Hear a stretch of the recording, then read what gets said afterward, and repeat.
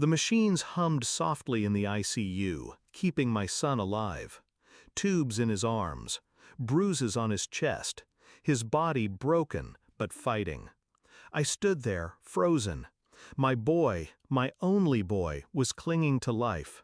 And while he lay here in silence, his wife was posting photos from Greece, champagne in hand, smiling beside another man, using his money to fund her affair.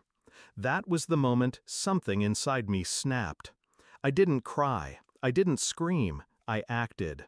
When he first brought her home, I tried to believe she loved him. She had the perfect smile, the practiced charm, the kind of beauty that makes people lower their guard.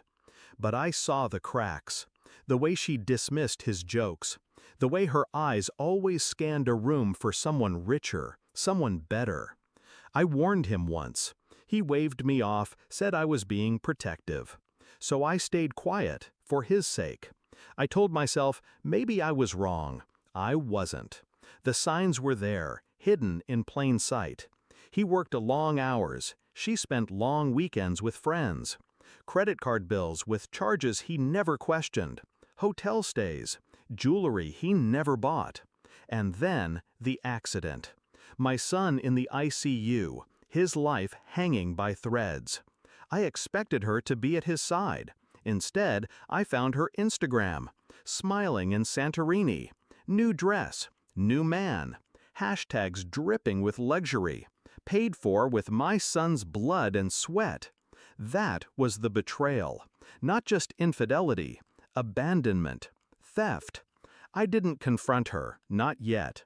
I knew rage would give her power. She thrived on drama. So I chose silence, strategy. I went to the bank that same night. I had access, joint accounts my son had trusted me with years ago. I froze them. Every savings account, every checking account, every line of credit. Her paradise ended in a single keystroke. An hour later, my phone lit up. 20 missed calls, 30, 40. Her voice on voicemail, panicked, shrill. "Why are the cards declined? What did you do?" I let her scream into the void. But I wasn't finished. The next morning, I visited a lawyer. We drew up documents. Power of attorney, granted to me while my son lay unconscious. Divorce papers, prepared, waiting. A motion to seize assets, already in progress. Every luxury she'd bought with his money was about to be repossessed. Every penny traced, every debt hers to carry. And because she abandoned him in critical condition, I had evidence of neglect, grounds for everything. She finally appeared at the hospital 3 days later. Designer sunglasses, forced tears. She didn't expect to see me standing at his bedside, documents in hand. Her smile faltered when I spoke. Calm, precise. "You won't touch him. You won't touch a dime. It's over." She tried to protest. "I'm his wife." I handed her the papers. Not for long. Her face drained as she read. Frozen accounts, divorce filings, restraining order pending. Then I leaned closer so only she could hear. "You left him to die while you drank champagne with another man. Now you'll drown in the silence you created."